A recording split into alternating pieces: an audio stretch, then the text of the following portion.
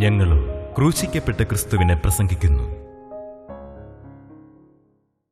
ദൈവത്തിന് സ്തോത്രം. വരുവീൻ ഈ നല്ല സമയം നിങ്ങൾ വൃഥാവാക്കരുത്. കാരണം നാളത്തെ ദിവസം നമുക്കുള്ളതല്ല, നമുക്കറിയാൻ പാടില്ല. ഇന്ന് ഒരൊറ്റ രാത്രിയിൽ ഇനി എന്തെല്ലാമാണ് സംഭവിക്കാൻ പോകുന്നത് നമുക്കൊന്നും അറിയാൻ പാടില്ല. ഇന്ന് ആരോഗ്യത്തോടെ നടന്നു വന്ന മനുഷ്യൻ നാളെ ഈ സമയത്ത് മണ്ണിനടിയിലാകുമോ ആരറിഞ്ഞു? പക്ഷെ ഇത്രയേ ഉള്ളൂ, നാം എല്ലാവരും അത്രയ്ക്കേ ഉള്ളൂ. വളരെ ചെറിയൊരു കാലം, വളരെ ചുരുങ്ങിയൊരു കാലം. ഏത് സമയത്തും മരണം വരാം, ഏത് സമയത്തും അത്യാഹിതം വരാം, ഏത് സമയത്തും അപകടം വരാം. ഈ ഭൂമിയിൽ നിന്ന് മാറ്റപ്പെട്ടു പോകാം. ദൈവത്തിന് സ്തോത്രം. പ്രിയപ്പെട്ടവരെ, മരണം ദുഃഖകരമാണ്, സംശയമില്ല. മരണം വേദനാകരമാണ്. പിന്നെ ജീവിച്ചിരിക്കുന്നവർക്ക് അത്യന്തം വേദനയാണ്. ഓരോരോ കാര്യങ്ങൾ തിരിഞ്ഞ് ഓർക്കുമ്പോഴെല്ലാം ഇങ്ങനെ വേദന തികട്ടി വരും. ഒരുമിച്ച് നടന്ന കാലങ്ങൾ, ഒരുമിച്ച് സംസാരിച്ചിരുന്ന കാലങ്ങൾ, ഒരുമിച്ച് സംസാരിച്ച വിഷയങ്ങൾ, ഒരുമിച്ച് പ്രാർത്ഥനയ്ക്ക് പോയത്, ഒരുമിച്ച് ദൈവവചനം വായിച്ചത്, ചിന്തിച്ചത്, ധ്യാനിച്ചത്, ഒരുമിച്ചിരുന്ന് പ്രാർത്ഥിച്ചത്, ഒരുമിച്ച് സുഖങ്ങളിലും ദുഃഖങ്ങളിലും പങ്കുകൊണ്ടത്, ഒരുമിച്ച് മക്കളുടെ കാര്യങ്ങൾ പ്രത്യേകം ശ്രദ്ധ വെച്ചത് എന്തല്ല. പക്ഷേ ഇന്ന് രണ്ടായിപ്പോയി. ഒരാൾ അക്കരയ്ക്ക് അങ്ങ് പോയി. വേദനയല്ലേ? തീർച്ചയായിട്ടും വേദനയാണ്. ആ വേദന ആർക്കും ശമിപ്പിക്കാൻ കഴിയുകയുമില്ല. വേദന മാറ്റാനും ആർക്കും സാധിക്കും. ഒരാൾക്ക് സാധിക്കും, യേശു ക്രിസ്തുവിന്. ക്രിസ്തുവിന് മാത്രമേ വേദന മാറ്റാൻ സാധിക്കുകയുള്ളൂ. ഈ വേദനിച്ച് മനസ്സ് പൊളയുന്ന വിയോഗത്തിൻ്റെ ദുഃഖം കൊണ്ട്, വിയോഗത്തിൻ്റെ വ്യഥ കൊണ്ട് മനസ്സ് തകർന്നിരിക്കുന്നവർക്ക് ആശ്വാസം കൊടുക്കാൻ നാം പറഞ്ഞാൽ ഒരാശ്വാസം കിട്ടുകയില്ല. യേശു ക്രിസ്തു തന്നെ വരണം ആശ്വാസം തരാൻ. ക്രിസ്തുവാണ് ആശ്വാസം. ക്രിസ്തു ആശ്വാസം തരും, അക്കാര്യം ഉറപ്പാണ്. ദൈവത്തിന് സ്തോത്രം. ഇന്ന് ഇപ്പോഴത്തെ സ്ഥിതിയിൽ നാം കർത്താവിൻ്റെ കയ്യിൽ നാം ഇന്ന് ഉപയോഗശൂന്യമായിരിക്കുകയാണ്. പാത്രം ചീത്തയായി പാത്രം. ഒന്നുകൂടി വായിക്കാം. യിരെമ്യാ പ്രവാചകന്റെ പുസ്തകം 18-ാം അധ്യായം ആദ്യത്തെ 4 വാക്യങ്ങൾ ഒന്നുകൂടി വായിക്കാം. യഹോവയെങ്കിൽ നിന്ന് യിരെമ്യാവിനുണ്ടായ അരുളപ്പാട് എന്തെന്നാൽ, നീ എഴുന്നേറ്റ് കുശവന്റെ വീട്ടിലേക്ക് ചെല്ലുക, അവിടെ വെച്ച് ഞാൻ നിന്നെ എൻ്റെ വചനങ്ങളെ കേൾപ്പിക്കും.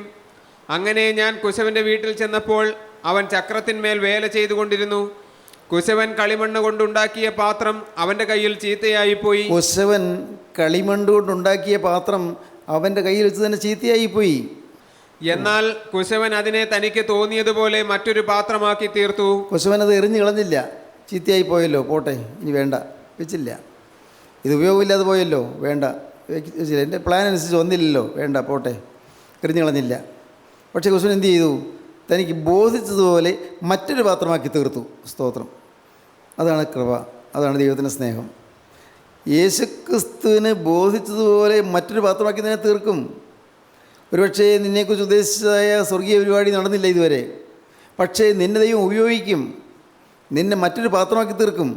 അനേകർക്ക് കരുണയും ദൈവസ്നേഹവും പകർന്നു കൊടുക്കുന്നൊരു പാത്രമാക്കി ദൈവം തന്നെ മാറ്റും. അനേകർക്ക് ആശ്വാസം പകരുന്നൊരു പാത്രമാക്കി ദൈവം തന്നെ മാറ്റും. നിൻ്റെ നാവിൽ കൂടി യേശുക്രിസ്തു സംസാരിച്ച് അനേകർക്ക് ആശ്വാസം ലഭിക്കും. നിൻ്റെ ആളത്വത്തിൽ യേശുക്രിസ്തു ഇറങ്ങി നിന്ന് പരിശുദ്ധാത്മാവിൻ്റെ അത്ഭുതകരമായ ആ സ്വാധീന ശക്തി കൊണ്ട് അനേകരെ ക്രിസ്തുവിലേക്ക് ആകർഷിക്കാൻ നിനക്ക് സാധിക്കും. കടന്നു ചെല്ലുമ്പോൾ നല്ലവന് വിശ്വസ്തനായ ദാസനെ എന്നുള്ള വിളി കേൾക്കാൻ നിനക്ക് സാധിക്കും. ഇന്നത്തെ സ്ഥിതിയിൽ പോയാൽ ദുഷ്ടദാസനെ എന്ന് പറഞ്ഞ് നമ്മെ ഭത്സിക്കുന്ന ഒരു ശബ്ദമാണ് കേൾക്കേണ്ടി വരിക.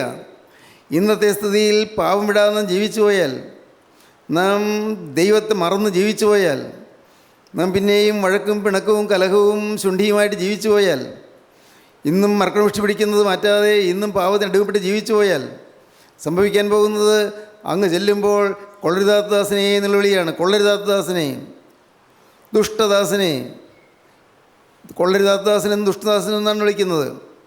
മത്തായിയുടെ സുവിശേഷം 25-ാം അധ്യായത്തിൽ വായിക്കുമ്പോൾ കാണാം, ദുഷ്ടദാസനെ എന്ന് വിളിക്കുന്നു, കൊള്ളരുതാത്ത ദാസനെ എന്ന് വിളിക്കുന്നു. ഇവനെ കയ്യും കാലും കെട്ടി ഏറ്റവും പുറത്തുള്ള ഇടത്തിലേക്ക് തള്ളിക്കളയുമെന്നാണ് പറയുന്നത്. അവിടെ കരച്ചിലും പല്ലുകടിയും ഉണ്ടാകുമെന്നാണ് പറയുന്നത്. ഇവൻ്റെ കയ്യും കാലും കെട്ടി ഏറ്റവും പുറത്തുള്ള ഇടത്തിലേക്ക് തള്ളിക്കളയുവേൻ ദൈവത്തിൻ്റെ ദൂതന്മാരോട് ദൈവം കൽപ്പിക്കുകയാണ്. ഇവനെ കയ്യും കാലും കെട്ടി ഏറ്റവും പുറത്തുള്ള ഇരുട്ടിലേക്ക് തള്ളിക്കളയുവേൻ. ഏറ്റവും പുറത്തുള്ള ഇരുള്, ദ ഔട്ടർ ഡാർക്ക്നെസ്, ഏറ്റവും പുറത്തുള്ള ഇരുള്, ഭയാനകമായ കൂരിട്ടാകുന്ന ആ അന്ധകാര നിബിഡമായ നരകത്തിൻ്റെ ഭീകരതയിലേക്ക് തള്ളിക്കളയുമെന്നാണ് പറയുന്നത്. ദൈവത്തിന് സ്തോത്രം. പ്രിയപ്പെട്ടവരെ, ഇതൊന്നും വെറും വീൺവാക്കുകളല്ല, ഇതെല്ലാം സംഭവിക്കുന്ന കാര്യങ്ങളാണ്, സംഭവിക്കാൻ പോകുന്നേ ഉള്ളൂ. ദൈവത്തിന് സ്തോത്രം. ഇന്ന് നാം ഈ വചനം തുടർന്ന് കേൾക്കുന്നതുകൊണ്ട് നമുക്കിന്നൊരു വിലയില്ല വചനത്തിന്. എന്നും ഇതൊക്കെ തന്നെയല്ലേ കേൾക്കുന്നത്? ദൈവത്തിന് സ്തോത്രം. ഒരു അനുഗ്രഹീതനായ ഒരു പട്ടക്കാരൻ പള്ളിയിൽ ശുശ്രൂഷ കഴിഞ്ഞ് തിരിച്ചു വന്നു, ആരാധന കഴിഞ്ഞ് തിരിച്ചു വന്നു. ഭാര്യ അന്ന് പള്ളിയിൽ പോയില്ലായിരുന്നു. ഇന്ന് പ്രസംഗിച്ച പ്രസംഗകൻ എന്താ പറഞ്ഞത്? അപ്പോൾ അച്ഛൻ പറഞ്ഞു, ഇന്ന് പ്രസംഗിച്ച പ്രസംഗകൻ അദ്ദേഹം ഒരു പുതിയ ഒരു സുവിശേഷകനാണ്. അദ്ദേഹം പറഞ്ഞു പാപത്തെക്കുറിച്ചാണ് പറഞ്ഞത്, പാപത്തെക്കുറിച്ച്. ഉടനെ ഭാര്യ ചോദിച്ചു, പാപത്തെക്കുറിച്ച് എന്താ പറഞ്ഞത്? ഉടനെ ഈ സുവിശേഷം പറയുകയാണ്, പാപത്തെക്കുറിച്ച് അദ്ദേഹം പ്രസംഗിച്ചത് മറ്റൊന്നുമല്ല, പാപത്തിൽ നിന്ന് അകന്ന് നിന്നുകൊള്ളണം എന്നാണ് പറഞ്ഞത്. പാപം ദൈവത്തിന് ഇഷ്ടമല്ല എന്നാണ് പറഞ്ഞത്. പാപം ദൈവത്തിൽ നിന്ന് അകറ്റുന്നതാണ്, പാപത്തിൽ നിന്ന് അകന്നുകൊള്ളണം എന്നാണ് അദ്ദേഹം പറഞ്ഞത്. ജീവിതത്തിൽ പാപം വരരുതെന്നാണ് അദ്ദേഹം പറഞ്ഞത്, വേറൊന്നും പറഞ്ഞില്ല. ദൈവത്തിന് സ്തോത്രം. ആ അച്ഛൻ്റെ ഭാര്യ ആ വാക്കുകൾ ഉൾക്കൊണ്ടു. അവളുടെ ജീവിതം അവൾ കർത്താവിന് സമർപ്പിച്ചു. അന്ന് ആരാധനയ്ക്ക് പോകാഞ്ഞത് നഷ്ടമായില്ലോ എന്ന് അവൾക്ക് തോന്നി. ആരാധനയ്ക്ക് പോകാതെ വീട്ടിലിരുന്ന് നഷ്ടമായില്ലോ എന്ന് തോന്നി. അവൾ തീരുമാനിച്ചു, പാപം ദൈവം വേദനിക്കുന്നതാണ്, പാപം എന്നെ ദൈവത്തിൽ നിന്ന് അകറ്റുന്നതാണ്, വേണ്ട, ഇനി എന്നിൽ നിന്നൊരു പാവവും വരികയില്ല. ആ കുടുംബം സ്വർഗമായി തീർന്നു. ആ പട്ടക്കാരൻ്റെ കുടുംബം സ്വർഗമായി തീർന്നു. ദൈവത്തിന് സ്തോത്രം. ഞാൻ ഇന്ന് ഒരു മനോഹരമായ പുസ്തകത്തിൽ വായിച്ചതാണിത്. കുടുംബം അനുഗ്രഹമാണോ, പാപം മാറണം? ദൈവത്തിൻ്റെ കയ്യിൽ ചീത്തയായി പോയെങ്കിലും കർത്താവ് ചീത്തയാണെന്ന് പറഞ്ഞ് എറിഞ്ഞ് കളയുന്നില്ല, ശപിച്ച് കളയുന്നില്ല. എൻ്റെ സഹോദരങ്ങളെ, നിങ്ങൾ വിശ്വസിക്കൂ, നിങ്ങളെ എല്ലാവരെയും യേശു സ്നേഹിക്കുകയാണ്. ദൈവകൃപയാൽ എനിക്ക് നല്ല ഉറപ്പുള്ളതുകൊണ്ടാണ് ഞാനത് പറയുന്നത്. നിങ്ങളെ ആരെയും കർത്താവ് അന്യരായി കാണുന്നില്ല, എല്ലാവരെയും കർത്താവ് സ്നേഹിക്കുകയാണ്. അതുകൊണ്ടാണ് നിങ്ങൾ വന്നത്, വെറുതെ വരികയില്ല. അതുകൊണ്ടാണ് നിങ്ങൾക്കിവിടെ വരാൻ ഇടയായത്, വെറുതെ വരികയില്ല, വരാൻ തോന്നുകയില്ല. എല്ലാവരെയും ദൈവം സ്നേഹിക്കുകയാണ്. സ്നേഹമായതുകൊണ്ട് കർത്താവ് നിങ്ങളുടെ തെറ്റ് ചൂണ്ടിക്കാണിച്ചു തരുന്നു. നിങ്ങൾക്ക് വരുന്ന അപകടം കർത്താവ് ചൂണ്ടിക്കാണിച്ചു തരുന്നു. നിങ്ങൾക്ക് വരുന്ന തെറ്റുകൾ കർത്താവ് ചൂണ്ടിക്കാണിച്ചു തരുന്നു. എന്തുകൊണ്ട്? സ്നേഹമായതുകൊണ്ടാണ്. സ്നേഹമായതുകൊണ്ട് നിങ്ങളെ തിരുത്തി വരുമ്പോൾ കിട്ടുന്ന മഹാഭാഗ്യം ഓർത്ത ദൈവം നിങ്ങൾക്ക് അനുഗ്രഹം തരാൻ ആഗ്രഹിക്കുന്നതുകൊണ്ട് കർത്താവ് നിങ്ങൾക്ക് പറഞ്ഞു തരുന്നു. ദൈവത്തിൻ്റെ കൃപ. കുശവൻ്റെ കയ്യിൽ പാത്രം ചീത്തയായിപ്പോയി. കളിമണ്ണുകൊണ്ടാണ് ഉണ്ടാക്കിയത്, കളിമണ്ണ്. ഈ യെരമ്യാവിൻ്റെ കാലത്ത് യെരമ്യാവ് സ്ഥിരമായി നടന്നു പോകുന്ന വഴിയിൽ, ആ വഴിയോരങ്ങളിൽ ഇങ്ങനെ കുശവന്മാരിരുന്ന് പാത്രം മെനയുന്ന ഒരു സംഭവമുണ്ട്. കുശവന്മാരിരുന്ന് പാത്രം മെനയുന്നു. യെരമ്യാവ് പലപ്പോഴും കാണാറുള്ള കാര്യമാണ്. അന്ന് യെരമ്യാവിൻ്റെ മനസ്സിൽ ഒരു കാര്യം കുറിക്കൊണ്ടു.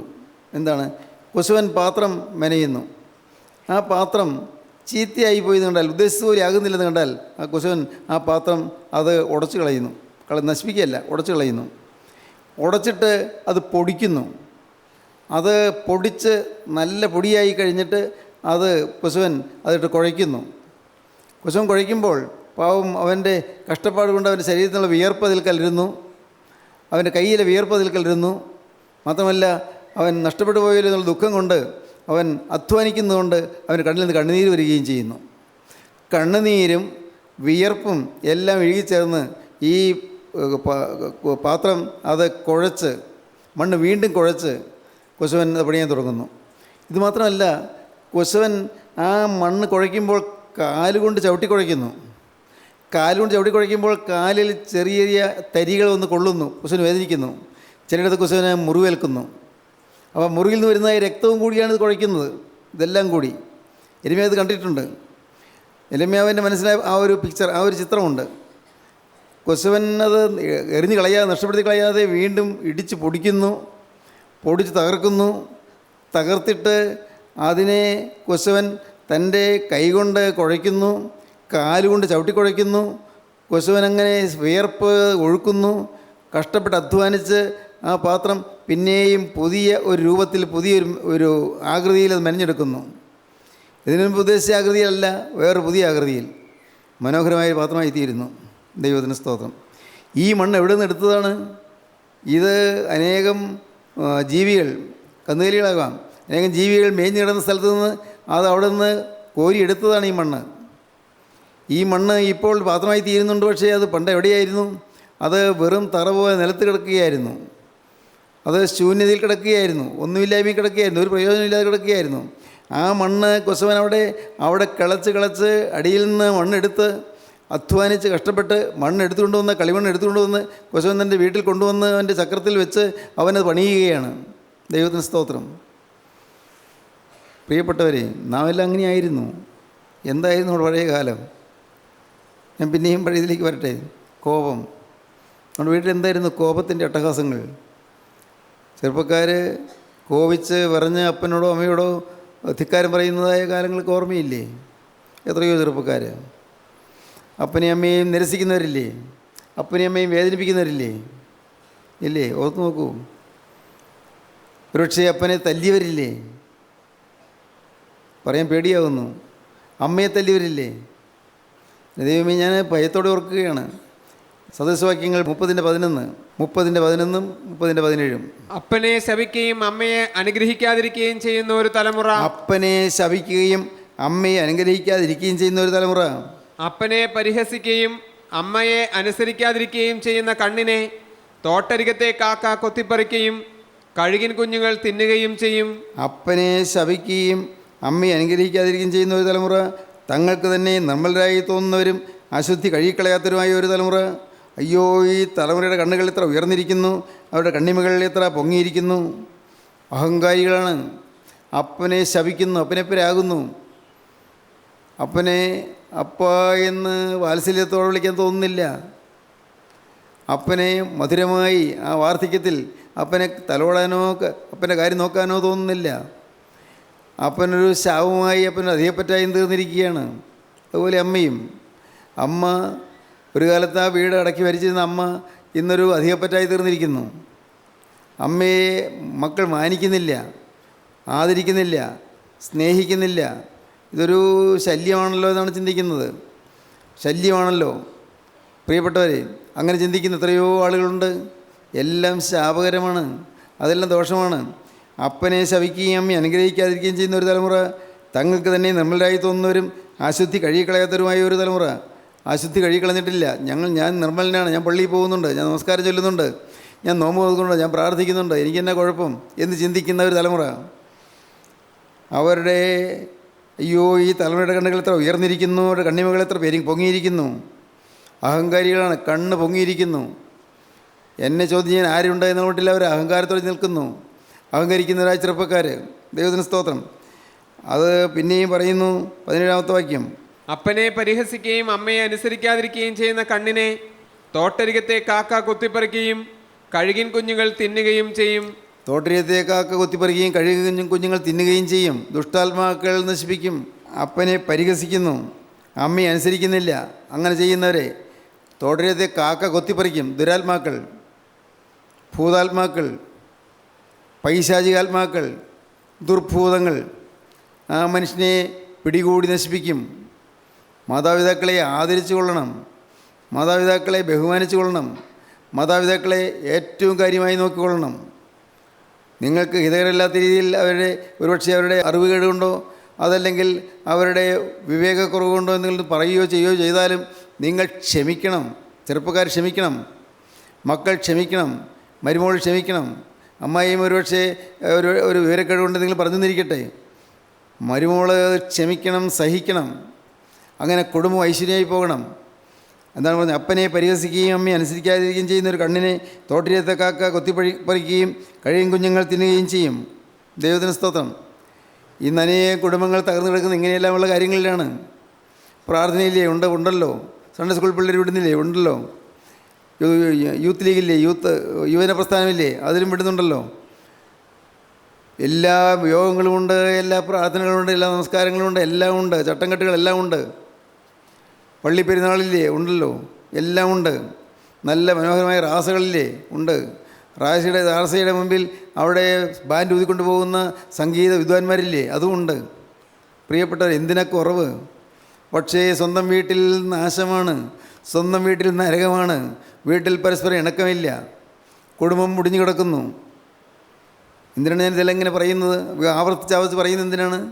പ്രിയപ്പെട്ടവരെ, അനേകം കുടുംബങ്ങളുടെ സ്ഥിതി അറിയുന്നതുകൊണ്ടാണ് പറയുന്നത്. ദൈവത്തിന് സ്തോത്രം. ദൈവത്തിൻ്റെ നാമമഹത്വപ്പെടട്ടെ. ദൈവത്തിൻ്റെ മഹത്വത്തിനായി ഞാൻ പറഞ്ഞു കൊള്ളട്ടെ. ദൈവനാമമഹത്വത്തിന് വേണ്ടി. ഞങ്ങളുടെ കുടുംബം ഇന്ന് ഒരു സ്വർഗമാണ്. ദൈവമാണത് ആക്കി തന്നത്. നരകത്തിൻ്റെ വേദന ഉണ്ടായിരുന്നു ഇവിടെ. മരണത്തിൻ്റെ വേദനയുണ്ടായിരുന്നു. അപ്പം മരിച്ചു, എൻ്റെ ചേട്ടൻ മരിച്ചു, പിന്നെ അമ്മ പ്രസവിച്ച 3 കുഞ്ഞുങ്ങൾ നേരത്തെ മരിച്ചു പോയിരുന്നു. 5 മരണം നടന്ന കുടുംബമാണിത്. ഈ വീട്ടിൽ എന്നും ദുഃഖമായിരുന്നു, എന്നും വേദനയായിരുന്നു, എന്നും കരച്ചിലായിരുന്നു, എന്നും സങ്കടമായിരുന്നു. അമ്മ നെഞ്ചത്തടിച്ച് കരയുന്നത് ഞാൻ കണ്ടിട്ടുണ്ട്. എങ്കിലും എൻ്റെ കർത്താവേ, ഞാൻ ഇങ്ങനെ ഇത് അനുഭവിക്കത്തക്കവണ്ണം ഞാൻ എന്നോട് എന്ത് പാപം ചെയ്തു നമ്മൾ ചോദിച്ചിട്ടുണ്ട്. അപ്പോഴെല്ലാം ഞാനും കരയും, അവൻ്റെ പെങ്ങളും കരയും. ഞങ്ങൾ 3 പേര് വീട്ടിലുള്ളൂ. ദൈവത്തിന് സ്തോത്രം. പ്രിയപ്പെട്ടവരെ, ദുഃഖത്തിൻ്റെ കാലങ്ങൾ, ദുരിതത്തിൻ്റെ കാലങ്ങൾ അതെല്ലാം കഴിഞ്ഞ് കർത്താവായ യേശു ഈ ഭവനത്തിലേക്ക് എഴുന്നള്ളി വന്നു. യേശു എൻ്റെ ഹൃദയത്തിലേക്ക് കടന്നു വന്നു. യേശു എൻ്റെ അമ്മയുടെ ഹൃദയത്തിലേക്ക് കടന്നു വന്നു. യേശു എൻ്റെ ഭാര്യയുടെ ഹൃദയത്തിലേക്ക് കടന്നു വന്നു. ദൈവത്തിന് സ്തോത്രം. യേശു ഉള്ളത്തിലേക്ക് വന്നു, സ്വർഗമായി തീർന്നു. എല്ലാം തികഞ്ഞൊന്നല്ല ഈ പറയുന്നത്. പക്ഷേ എനിക്കറിയാം, ഇന്ന് സ്നേഹത്തിൻ്റെ സുഗന്ധമാണ് ഇവിടെ ഉള്ളത്. സ്നേഹത്തിൻ്റെ സുഗന്ധം. ഒരിക്കലും സ്നേഹശൂന്യതയും കാണാനില്ല, ഒരിക്കലുമില്ല.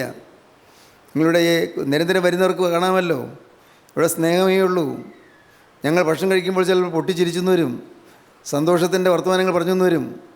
അപ്പോഴെല്ലാം ഉള്ളം സന്തോഷിക്കുകയാണ്, അല്ലാതെ അവിടെ ഈർഷ്യയില്ല, ആരെയും തരംതാഴ്ത്തുകയല്ല, എല്ലാവരെയും ആദരിക്കുകയും സ്നേഹിക്കുകയും ചെയ്തുകൊണ്ടാണ്. ദൈവത്തിന് സ്തോത്രം. കുടുംബം സ്വർഗമാക്കിയെടുക്കണം. എൻ്റെ സഹോദരങ്ങളെ, ഇന്ന് ചീത്തയായി പോയെങ്കിലും ഈ പാത്രത്തെ നന്നാക്കാൻ കർത്താവിന് കഴിയും. അടുത്ത വാക്യം എന്താ പറയുന്നത്? 18-ാം അധ്യായം 5-ാം വാക്യം. അപ്പോൾ യഹോവയുടെ അരുളപ്പാട് എനിക്കുണ്ടായതെന്തെന്നാൽ, ഇസ്രായേൽ ഗൃഹമേ, ഈ കുശവൻ ചെയ്തതുപോലെ എനിക്ക് നിങ്ങളോട് ചെയ്യുവാൻ കഴിയുകയില്ലയോ എന്ന് യഹോവയുടെ അരുളപ്പാട്. ഈ കുശവൻ ചെയ്തതുപോലെ എനിക്ക് നിന്നോട് ചെയ്യുവാൻ കഴിയുകയില്ലയോ എന്ന് യഹോവയുടെ അരുളപ്പാട്. ഇസ്രായേൽ ഗൃഹമേ, കളിമണ്ണ് കുശവന്റെ കയ്യിൽ ഇരിക്കുന്നത് പോലെ നിങ്ങൾ എൻ്റെ കയ്യിലിരിക്കുന്നു. കളിമണ്ണ് കുശവൻ്റെ കയ്യിലിരിക്കുന്നത് പോലെ നിങ്ങൾ എൻ്റെ കയ്യിലിരിക്കുന്നു. കർത്താവ് പറയുകയാണ്, കളിമണ്ണ് കുശവൻ്റെ കയ്യിലിരിക്കുന്നത് പോലെ നിങ്ങൾ എൻ്റെ കയ്യിലിരിക്കുന്നു. ഞാൻ ഒരു ജാതിയെക്കുറിച്ചോ ഒരു രാജ്യത്തെക്കുറിച്ചോ അതിനെ പറിച്ച് ഇടിച്ച് നശിപ്പിച്ച് കളയുമെന്ന് അരുളി ചെയ്തിട്ട്, ഞാൻ അങ്ങനെ അരുളി ചെയ്ത ജാതി തൻ്റെ ദുഷ്ടത വിട്ട് തിരിയുന്നുവെങ്കിൽ അതിനോട് ചെയ്യുവാൻ നിരൂപിച്ച ദോഷത്തെക്കുറിച്ച് ഞാൻ അനുദപിക്കും. ദൈവത്തിന് സ്തോത്രം. ഇന്ന് നിങ്ങൾക്ക് നാശം വരും, അപകടം വരുമെന്ന് ഞാൻ പറഞ്ഞിട്ട് അവർ മനം തിരിയുകയാണെങ്കിൽ അവരുടെ അപകടം ഞാൻ മാറ്റിക്കൊടുക്കും. അവർക്ക് വരാൻ പോകും നാശം ഞാൻ മാറ്റി കൊടുക്കും. അവർക്ക് ശിക്ഷാവിധി വരുമെന്ന് പറഞ്ഞിട്ട് അവർ മനം തിരിയുന്നുവെങ്കിൽ അവരുടെ ശിക്ഷാവിധി ഞാൻ മാറ്റിക്കളയും. അവർ അനുദപിക്കുമ്പോൾ അവരുടെ ശിക്ഷ അവരിൽ നിന്ന് മാറ്റിക്കളയും. ദൈവത്തിന് സ്തോത്രം. ഈ 18-ാം അധ്യായം പിന്നീട് നിങ്ങൾ വായിച്ചു നോക്കിയാൽ മതി. പ്രിയപ്പെട്ടവരെ, ഞാൻ പറഞ്ഞത്, ഇന്ന് നിങ്ങളുടെ ജീവിതത്തിൽ വ്യക്തമായ ഒരു പ്രതിഷ്ഠ വരണം. എൻ്റെ കർത്താവേ, നിൻ്റെ ആർദ്ര സ്നേഹം, ഗോകുൽത്തായിൽ രക്തം ചിന്തിയ സ്നേഹം, കാൽവറി ക്രൂശിന്മേൽ രക്തം ചിന്തിയ സ്നേഹം, എൻ്റെ കർത്താവേ, ആ തിരുരക്തം എൻ്റെ സകല പാപവും കഴുകാൻ മതിയായതാണ്. ആ തിരുരക്തം എന്നിൽ പുരട്ടി എന്നിൽ ചേർത്ത് എന്നെ നീ മെനയുമ്പോൾ കർത്താവേ, നീ ആഗ്രഹിക്കുന്ന പോലെ മാനപാത്രമായി ഞാൻ തീരും. ഇന്ന് ഞാനൊരു നിന്നാപാത്രമാണ്. ആരുടെ മുമ്പിൽ ഞാനൊരു നിന്നാപാത്രമാണ്. ആർക്കും എന്നൊരു വിലയുമില്ല. എനിക്കുള്ള സമ്പത്ത് കൊണ്ട് ആരുടെയും വില കിട്ടാൻ പോകുന്നില്ല. എനിക്കുള്ള ആരോഗ്യം കൊണ്ട് ആരുടെയും വില കിട്ടാൻ പോകുന്നില്ല. എനിക്കുള്ള ബുദ്ധികൗശലം കൊണ്ട് ആരുടെയും വില കിട്ടാൻ പോകുന്നില്ല. ആരും എന്നെ വില മതിക്കില്ല. എന്തെല്ലാം എനിക്കുണ്ട്, ഉന്നത ഡിഗ്രി ഉണ്ട്, അതിനും ആർക്കും വിലയില്ല. അതൊന്നും ആരും നോക്കുകയില്ല. എന്നാൽ കർത്താവേ, ഞാൻ ഇന്നൊരു നിന്നാപാത്രമാണ്. എല്ലാവരുടെയും മുമ്പിൽ ഞാൻ നിന്നാപാത്രമാണ്, ആക്ഷേപപാത്രമാണ്. എല്ലാവരും എന്നെ പരിഹസിക്കുന്നു, എന്നെ ആക്ഷേപിക്കുന്നു, എന്നെക്കുറിച്ച് ഇല്ലാത്തതെല്ലാം പറയുന്നു. കർത്താവേ, ഇന്ന് ഞാൻ എല്ലാവരുടെയും നിന്നാപാത്രമാണ്. എന്നാൽ ഈ നിന്നാപാത്രം അത് ഒട്ടും മാറ്റം വരുത്താതെ ഉടച്ച് പൊടിച്ച് തകർത്ത് അതിനെ വീണ്ടും കുഴച്ച് ഒരു മാനപാത്രമാക്കാൻ കർത്താവ് ആഗ്രഹിക്കുന്നു. മാനപാത്രം. ദൈവത്തിന് സ്തോത്രം. മാനപാത്രം. സ്വർഗത്തിലെ ദൈവത്തിന് അഭിമാനമുള്ളൊരു പാത്രമാക്കാൻ കർത്താവ് ആഗ്രഹിക്കുന്നു. സ്നേഹിതരെ, നിങ്ങൾക്ക് മനസ്സിലായോ? നിങ്ങൾ ഓരോരുത്തരെയും അഭിമാനഭാജനങ്ങളായി കർത്താവ് കാണുന്നു. സ്വർഗത്തിലെ ദൈവം പ്രവർത്തിച്ചതിൻ്റെ ഫലമായി ഇന്ന മോൻ അനുസരിച്ച് മാനസാന്തരപ്പെട്ടു, ഇന്ന മോള് അനുസരിച്ച് മാനസാന്തരപ്പെട്ടു എന്ന് പറയുവാൻ തക്കണം. നിങ്ങളെക്കുറിച്ച് പറയുവാൻ തക്കണം. നിങ്ങളുടെ ജീവിതം ശോഭനമാക്കാൻ നിങ്ങൾക്ക് താല്പര്യമുണ്ടോ? എങ്കിൽ കർത്താവ് ഇപ്പോൾ നിങ്ങൾ തൊടും. ദൈവത്തിന് സ്തോത്രം. നിങ്ങൾ വിശ്വസിക്കുക പ്രിയപ്പെട്ടവരെ. മാനപാത്രമായി തീർന്നു. നിന്നാപാത്രം മാനപാത്രമായി തീർന്നു. കോപപാത്രം രക്ഷാപാത്രമായി തീർന്നു. കോപപാത്രം റോമർ ലേഖനം 9-ാം അധ്യായത്തിൽ കാണാം. കോപപാത്രങ്ങളായിരുന്ന കോപപാത്രങ്ങൾ അത് രക്ഷാപാത്രമായി തീർന്നു. സങ്കീർത്തനം 116 കാണാം. രക്ഷാപാത്രം, രക്ഷയുടെ പാനപാത്രം. പ്രിയപ്പെട്ടവരെ, കോപപാത്രം. ദൈവത്തിൻ്റെ കോപം മാത്രം പകരേണ്ട പാത്രമായിരുന്നു നാം ഓരോരുത്തരും. ദൈവത്തിൻ്റെ കോപം മാത്രം പകരേണ്ട പാത്രം. എന്നാൽ ആ കോപം പകരേണ്ട പാത്രങ്ങൾ കർത്താവ് രക്ഷയുടെ പാനപാത്രമാക്കി മാറ്റി, രക്ഷ വിതരണം ചെയ്യുന്ന പാത്രമാക്കി മാറ്റി. ദൈവകോപം പകരേണ്ട പാത്രം ഇന്ന് രക്ഷ പകരുന്ന പാത്രമാക്കി മാറ്റി. സ്തോത്രം. ദൈവകോപം പകരേണ്ടതായിരുന്നു നമ്മിൽ. എന്നാൽ അത് കോപപാത്രമായിരുന്നു, ദൈവ കോപം പകരുന്ന പാത്രമായിരുന്നു. പക്ഷേ ആ പാത്രം കർത്താവിനെ എടുത്ത് കർത്താവ് മാറ്റിയത് അത് ഒരു ശോഭനമായ രക്ഷാപാത്രമാക്കി തീർത്തു. കരുണാപാത്രങ്ങളായ നമ്മിൽ തൻ്റെ തേജസ്സിൻ്റെ ധനം വെളിപ്പെടുത്തുവാനും ഇച്ഛിച്ചിട്ട് നാശയോഗ്യമായ കോപപാത്രങ്ങളെ വളരെ ദീർഘക്ഷമയോടെ സഹിച്ചു. നാശത്തിന് യോഗ്യമായിരുന്ന കോപപാത്രമായിരുന്നു, പക്ഷേ കർത്താവ് ദീർഘക്ഷമയോടെ സഹിച്ച് കർത്താവ് ഇതാ നമുക്ക് അവസരം നീട്ടിത്തരികയാണ്. ദീർഘക്ഷമയോടെ സഹിക്കുന്നു. സ്തോത്രം! എന്തൊരു ഭാഗ്യമാണ് പ്രിയപ്പെട്ടവർ! ദീർഘക്ഷമയോടെ കർത്താവ് നമ്മെ സഹിക്കുന്നു. കർത്താവ് നമ്മെ സ്വീകരിക്കുന്നു. കർത്താവ് നമ്മെ ചേർത്തണയ്ക്കുന്നു. കർത്താവ് ഒരു മാനപാത്രമാക്കി മാറ്റുന്നു, കരുണാപാത്രമാക്കി മാറ്റുന്നു, രക്ഷാപാത്രമാക്കി മാറ്റുന്നു. 116 സങ്കീർത്തനത്തിൽ യഹോവ എനിക്ക് ചെയ്ത സകല ഉപകാരങ്ങൾക്ക് ഞാൻ അവന് എന്ത് പകരം കൊടുക്കും? ഞാൻ രക്ഷയുടെ പാനപാത്രം എടുത്ത് യഹോവയുടെ നാമം വിളിച്ചപേക്ഷിക്കും. രക്ഷയുടെ പാനപാത്രം എടുത്ത് യഹോവയുടെ നാമം വിളിച്ചപേക്ഷിക്കും. രക്ഷയുടെ പാനപാത്രം 116 സങ്കീർത്തനം നാം വായിക്കുന്നു. യഹോവ എനിക്ക് ചെയ്ത സകല ഉപകാരങ്ങൾക്കും ഞാൻ അവന് എന്ത് പകരം കൊടുക്കും? ഞാൻ രക്ഷയുടെ പാനപാത്രം എടുത്ത് യഹോവയുടെ നാമം വിളിച്ചപേക്ഷിക്കും. ദൈവത്തിന് സ്തോത്രം! നിന്നാപാത്രമായിരുന്ന നാം, ആർക്കും നിന്ദിക്കാൻ പാകത്തിനുള്ള പാത്രമായിരുന്നു നാം. ദൈവത്തിൻ്റെ കോപപാത്രമായിരുന്നു, ദൈവത്തിൻ്റെ കോപം പകരേണ്ട പാത്രമായിരുന്നു. പക്ഷേ നമ്മെ എടുത്ത് കരുണാപാത്രമാക്കി തീർത്തു, നമ്മെ എടുത്ത് കൃപയുടെ പാത്രമാക്കി തീർത്തു, നമ്മെ എടുത്ത് പ്രയോജനമുള്ള പാത്രമാക്കി തീർത്തു, നമ്മെ എടുത്ത് ആദരപാത്രമാക്കി തീർത്തു, ദൈവത്തിൻ്റെ മാനപാത്രമാക്കി തീർത്തു, നമ്മെ എടുത്ത് രക്ഷാപാത്രമാക്കി തീർത്തു. ദൈവത്തിന് സ്തോത്രം! ഈ സാധുവായ മനുഷ്യനെ ദൈവം തൻ്റെ കരങ്ങളിലെടുത്തു. പ്രിയപ്പെട്ടവരെ, നിങ്ങൾക്ക് വേണമോ ഈ ഭാഗ്യം? ഇന്ന് കർത്താവ് നിങ്ങളെ തന്നെ കരങ്ങളെടുക്കാൻ ആഗ്രഹിക്കുകയാണ്. നിങ്ങളെ കരുത്തിലെടുത്ത് കർത്താവ് വാഴ്ത്താൻ ആഗ്രഹിക്കുകയാണ്. നിങ്ങളെ തന്നെ കരുത്തിലെടുത്ത് കർത്താവ് ആശീർവദിക്കാൻ ആഗ്രഹിക്കുകയാണ്. കർത്താവിൻ്റെ ഇരുകരവ് നിങ്ങളുടെ തലമേൽ വയ്ക്കാൻ കർത്താവ് ആഗ്രഹിക്കുകയാണ്. ഇരുകരവ് നിങ്ങളുടെ തലമേൽ വെച്ചുകൊണ്ട് കർത്താവ് നിങ്ങളെ അനുഗ്രഹിക്കാൻ തുടങ്ങുകയാണ്. ദൈവത്തിന് സ്തോത്രം! ഇപ്പോൾ നിങ്ങളൊന്ന് പറയുമോ, കർത്താവേ, ഞാൻ നിന്നാപാത്രമായിരുന്നു, ഞാൻ കോപപാത്രമായിരുന്നു, കോപം മാത്രം വഹിക്കേണ്ട പാത്രമായിരുന്നു. എന്നാൽ കർത്താവേ, നീ എന്നെ ഉടച്ച് എന്നെ മാറ്റി എന്നെ രൂപാന്തരപ്പെടുത്തി എന്നെ നിൻ്റെ രക്ഷാപാത്രമാക്കി തീർക്കണമേ, എന്നെ നിൻ്റെ കരുണാപാത്രമാക്കി തീർക്കണമേ. എൻ്റെ കർത്താവേ, നാഥാ, നീ എന്നെ നിൻ്റെ സ്നേഹപാത്രമാക്കി തീർക്കണമേ, നിൻ്റെ കരുണാപാത്രമാക്കി തീർക്കണമേ. എൻ്റെ കർത്താവേ, രക്ഷാപാത്രമാക്കി തീർക്കണമേ.